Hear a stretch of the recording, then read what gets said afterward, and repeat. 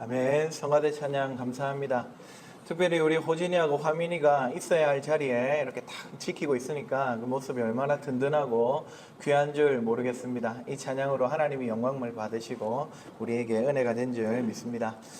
다시 한번 인사드립니다. 사랑하는 우리 제8영도교회 성도 여러분, 또한 우리 구주 예수 그리스도의 사랑을 듬뿍 받는 여러분, 예배 자리에 잘 오셨습니다. 오늘 말씀을 통해 주님이 우리를 위로하시고 우리에게 새 힘을 주시고 주님이 주시는 사명을 깨닫고 돌아가는 복된 시간 되기를 주님의 이름으로 축복합니다.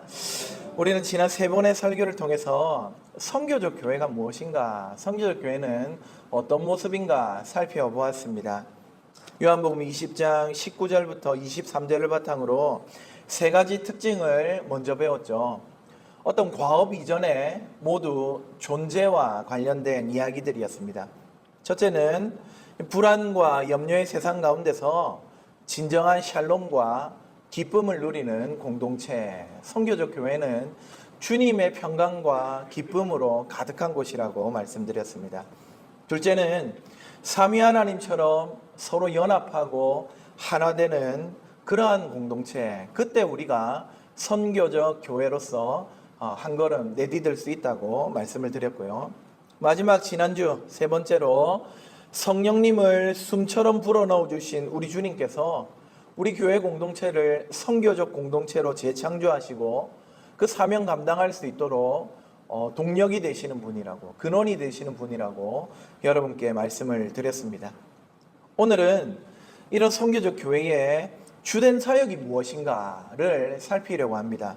그것은 바로 죄 사함을 전하는 사명입니다. 우리에게 베푸신 하나님의 용서와 그 화목에 감사하면서 우리도 죄 사함을 전하는 화해의 공동체, 선교적 교회로 세워져가는 복된 시간이 되기를 주님의 이름으로 축복합니다.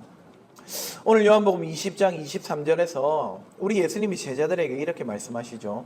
누구의 죄든지 사하면 사하여질 것이요 누구의 죄든지 그대로 두면 그대로 있으리라. 이 말씀은 이 제자들에게 혹은 사도들에게만 아주 신비한 죄 용서의 티켓이 있어서 그들만이 죄를 용서할 수 있다. 로마 가톨릭 교회는 지금도 그렇게 생각하기 때문에 이 죄 용서의 권한이 이 제자들을 이은 교황과 또 그의 임명을 받은 주교들, 신부들에게만 있다고 생각합니다. 그래서 죄 용서, 죄의 고백을 신부들에게 가서 하죠. 뭐라고 합니까? 고해성사 혹은 고백성사라고 합니다. 하지만 이 말씀은 그런 뜻이 아니고요. 교회가 세상을 향해 수행해야 하는 중요한 사명, 선교, 그것은 바로 죄 용서와 관련이 있다는 것을 가르쳐주는 말씀입니다. 교회는 죄 사함을 전달하는 선교적 공동체입니다. 여러분, 죄 사함은 다른 말로 화해입니다. 하나님이 우리 죄를 용서하시면 어떤 일이 벌어집니까? 우리는 하나님과 화목하고 하나님과 화해하게 됩니다. 인류는 죄와 타락으로 하나님과 불화했습니다. 단절된 상태에 들어갔습니다. 생명과 모든 복의 근원이신 하나님하고 단절되니까 이 세상은 온통 죽음으로 뒤덮여 있습니다. 이 사망의 악취가 곳곳에서 풍겨나옵니다. 여러분, 우리가 스마트폰을 사용하고 있는데 이게 참 편리하지만은 통신사 혹은 와이파이 연결이 끊어지면 어떻게 됩니까? 단순한 전화기로 전락하고 맙니다. 제 기능을 못합니다. 우리 어른들이야 과거로부터 삐삐, 시티폰, 아니 그것 없던 시대도 살아왔기 때문에 와이파이 좀 안 돼도 별로 이렇게 답답하지 않지만 여기 앉아있는 우리 MZ세대들, 그들은 통신이 끊어진 스마트폰은 아마 상상도 못할 겁니다. 그런 벽돌폰을 쥐어주는 것과 마찬가지로 인류는 생명의 근원이신 하나님과 단절되어 있기 때문에 비정상이 되었습니다. 문제가 많습니다. 주변을 둘러보면은 이런 단절의 결과들을 우리는 쉽게 볼 수가 있습니다. 우리가 지난 수년간 기도해온 우크라이나와 러시아 간의 전쟁, 또 지금도 중동에서 일어나는 이스라엘과 주변 이슬람 국가들 간의 긴장, 무엇보다 우리가 지금 피부로 느끼는 기후위기. 제가 재작년에 부임해서 보니까 우리 성도님들 여름에 이 영도에 대한 부심이 아주 대단하시더라고요. 부심이 뭡니까? 자부심. 영도는 딴 데보다 2도, 3도, 어떤 분은 5도 낮습니다. 우리는 에어컨 안 틉니다. 아주 당당하게 말씀하시던데, 지지난주 청소하러 오신 우리 여전도에 말씀드리니까 아이고 올해는 안 되겠다. 올해는 에어컨 틀고 주무신다고 말씀하시더라고요. 여러분, 이것들이 뭡니까? 훼손되고 하나님과 단절된 죄악된 세상이 겪는 고통들입니다. 멀리 볼 필요 없이 하나님과 관계가 단절된 세상이 겪는 고통이 바로 이렇게 우리 가까이에 있습니다. 이런 단절의 상태에 빠진 우리를 히브리서 2장 15절은 이렇게 말합니다. 죽기를 무서워함으로, 죽음을 두려워함으로 한평생 종노릇 하는 자들이다. 예, 여러분, 이것이 현실입니다. 하나님과 화목하지 못한 죄에 빠진 인류는 무서워하고 공포에 떨며 살아갑니다. 제가 휴무 기간에 가장 힘들었던 부분도 바로 이것입니다. 두려움입니다. 모든 게 무서웠습니다. 내가 교회를 잘 섬길 수 있을까? 내가 설교를 잘 할 수 있을까? 가족을 잘 돌보지 못할 것 같다. 아이들에게 좋은 부모가 되지 못하겠다. 온갖 생각들이 저를 괴롭히고 저를 두렵게 했습니다. 온통 공포로 가득 찼고 불안과 우울이 영혼을 휘감았습니다. 하나님과 화목하지 못한 세상이 바로 이렇게 고통하는 것입니다. 하지만 여러분, 하나님은 이런 우리를 내버려 두지 않으셨습니다. 하나님께서 직접 화해의 프로젝트를 시작하십니다. 그 프로젝트의 핵심이 바로 예수 그리스도입니다. 요한복음 3장 16절, 하나님이 세상을 이처럼 사랑하사 독생자를 주셨으니 이는 그를 믿는 자마다 멸망하지 않고 영생을 얻게 하려 하심이라. 하나님이 우리를 사랑하셔서 아들을 보내주셨습니다. 하나님은 자기 아들을 이 땅에 보내십니다. 여러분, 누가 귀한 아들을 적진으로 보냅니까? 누가 원수를 위해 내어줍니까? 하지만 하나님은 세상을 용서하시고 우리를 자신과 화해시키기 위해, 선교를 위해 아들을 아끼지 않으셨습니다. 또한 선교를 위해 오신 예수님도요, 세상 모든 죄를 짊어지고 기꺼이 십자가에 달려 죽으셨습니다.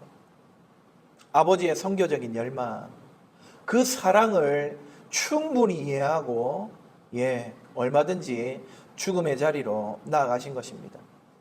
그리고 피를 흘리셨습니다. 하나님은 아들의 피를 보시며 자기의 세상을 향한 진노를 누그러뜨리셨습니다. 마치 구약의 대속죄일 제사를 완성하신 것처럼 말입니다. 이 레위기 16장을 보시면은 1년에 한 번 7월 10일에 대제사장이 황소와 염소의 피를 들고요, 이 지성소로 들어갔습니다. 온 백성들은 밖에서 숨을 죽이고 이 대제사장의 속죄 사역이 성공하기만을 기다렸습니다. 하나님의 진노의 불길 위에 이 피를 뿌려서 하나님의 진노가, 하나님의 분노가 누그러뜨려지기만을 기다렸던 것입니다. 예수님은 그렇게 매년 드려야 할 대속죄의 사역을 십자가에서 단번에 성취하시고 하나님의 모든 진노를 누그러뜨리셨습니다. 예수 그리스도의 십자가 사역이 영원히 효력 있는 대속죄일 사역이 된 것입니다. 이제 주님은 그 화목의 사역을 제자들에게, 그리고 우리 교회에게 맡기고 계심을 믿으시기 바랍니다. 우리가 바로 죄 사함의 전달자입니다. 십자가의 그 화해의 능력을 우리가 들고 세상에 나가도록 주님이 파송하십니다.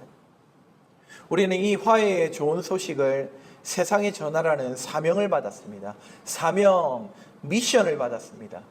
죄 사함의 미션, 선교를 감당해야 합니다. 물론 우리 주님 그냥 보내지 않으십니다. 성령님을 숨처럼 불어넣어 주십니다. 지난주 말씀드린 것처럼 창세기 2장 7절 여호와 하나님이 땅의 흙으로 사람을 지으시고 생기를 그 코에 불어넣으시니 사람이 생명이 되니라. 태초에 진흙덩어리를 생명이 되게 하셨던 그 하나님의 숨결, 하나님의 성령을 이제는 제자들에게, 교회에게 주시면서 우리를 재창조하시는 것입니다. 재창조하실 뿐만 아니라 능력을 주시면서 파송하십니다. 고린도후서 5장 20절 그러므로 우리가 그리스도를 대신하여 사신이 되어 하나님이 우리를 통해 너희를 권면하시는 것 같이 그리스도를 대신하여 간청하노니 너희는 하나님과 화목하라. 하나님과 불화하여 영원한 형벌 아래 있던 우리가 이제는 예수 그리스도의 선교 덕분에 하나님과 우리가 화해해야 할 뿐만 아니라 그분과 자녀가 될 뿐만 아니라 화목할 뿐만 아니라 이제 그분의 대사가 되어 그분의 앰버서더로 임명이 된 것입니다. 사랑하는 여러분, 하나님의 선교에 동참하도록 세워진 제8영도교회 성도 여러분, 성령의 능력을 의지하여 우리 주님처럼 화해의 복음, 죄 사함의 은혜를 세상에 전하는 저와 여러분이 다 될 수 있기를 주님의 이름으로 축복합니다. 죄 사함을 전하는 선교적 교회, 제8영도교회 되기를 주 안에서 간절히 소망합니다. 자, 그렇다면은 죄 사함을 전하는 선교적 교회가 해야 하는 일은 무엇이겠습니까? 오늘 저는 세 가지를 간략하게 말씀을 드리려고 합니다. 첫째로 우리 교회는 강단에서 죄 사함의 복음을 전해야 합니다. 그것이 죄 사함의 복음을 전하는 선교적 교회의 사명입니다. 여러분, 강단이 복음을 증거하지 않으면 결단코 죄 사함은 세상으로 흘러 들어갈 수 없습니다. 복음을 전한다는 것, 이것은 단순히 성경 구절을 읽어내는 것이 아니죠. 마치 요리사가 재료를 가지고 맛있는 요리를 하듯이 하나님의 성경, 하나님의 말씀으로 영혼을 살리는 죄 용서의 음식을 이 강단에서 잘 만들어 제공해야 합니다. 강단이 죄 사함을 선포하는 요람이 될 수 있도록 여러분, 저를 위해, 설교자를 위해 기도해 주십시오. 설교자가 깊이 있는 말씀 연구와 기도의 시간을 가질 수 있도록 격려해 주시고 지지해 주십시오. 동시에 그렇게 준비한 죄 용서의 말씀이 강단에서 흘러나올 때 죄 사함의 선포를 여러분도 사모하며 이 자리로 나오시기를 부탁드립니다. 말씀을 들을 때 단순히 귀로만 듣지 말고 우리의 마음으로 받아 삶에 적용해 봅시다. 좋은 셰프는요, 유명한 주방장은요, 여러분 결코 혼자 일하지 않습니다. 그가 요리에 집중하도록 돕는 신실한 동역자들이 있습니다. 부족한 종이 죄 용서의 은혜를, 죄 용서의 복음을 이곳에서 잘 선포할 수 있도록 진정 도울 수 있는 동역자가 바로 여기 앉아 계신 여러분들입니다. 우리 교회 강단이 죄 사함의 분만실이 될 수 있도록 기도하고 관심을 갖고 격려하고 지지하는 우리 교회가 될 수 있기를 주님의 이름으로 축복합니다. 둘째로 우리 모두가 복음의 증인으로 살아야겠습니다. 이 강단에서만 죄 용서의 복음이 선포되는 것, 그것으로 만족하면 안 되고 여러분 한 사람 한 사람이 복음의 증인으로 살아갈 때에 죄 용서의 은혜가 세상으로 흘러 들어갈 수 있습니다. 사도 바울은 로마서 1장 14절에서 자기를 향해 복음의 빚진 자라고 이야기했습니다. 우리도 마찬가지입니다. 여러분, 빚이라는 건 어쨌든 빨리 갚아야지 마음이 편한 겁니다. 저도 2달 후면은 끝나는 빚이 하나 있습니다. 저희 아버지가 평생 중고차를 타셨는데 그 차가 한 20년 돼가지고 더 이상 이거 운전했다가는 큰일 나겠다 싶더라고요. 폐차해야 할 지경이었습니다.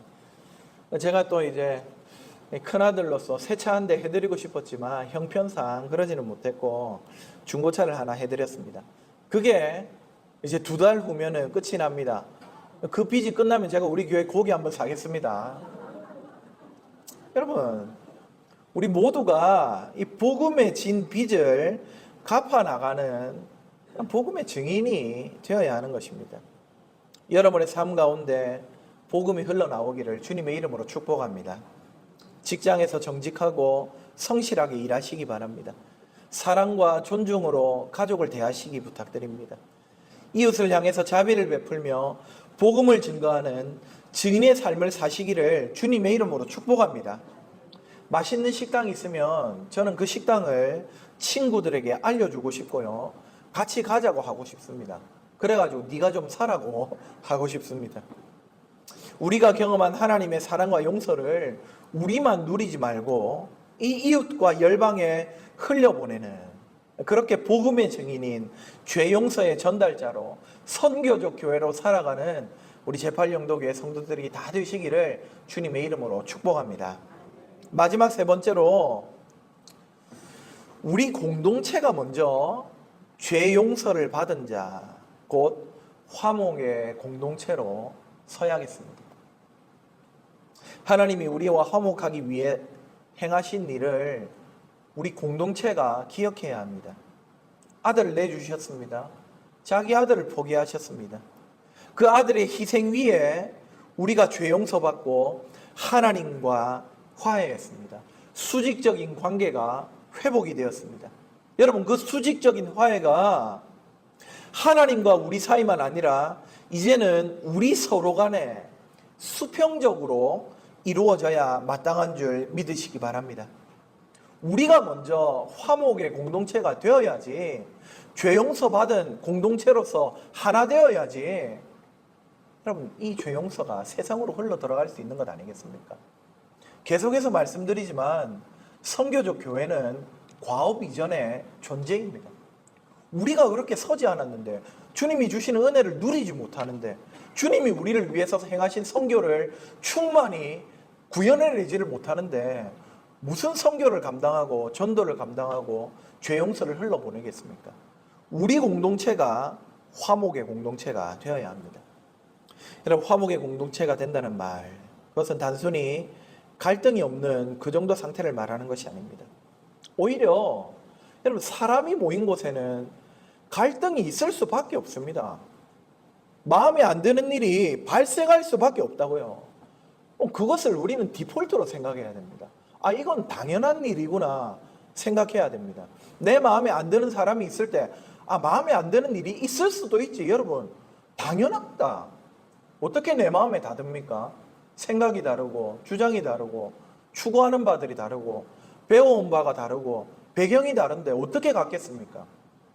당연히 갈등이 있을 수밖에 없습니다.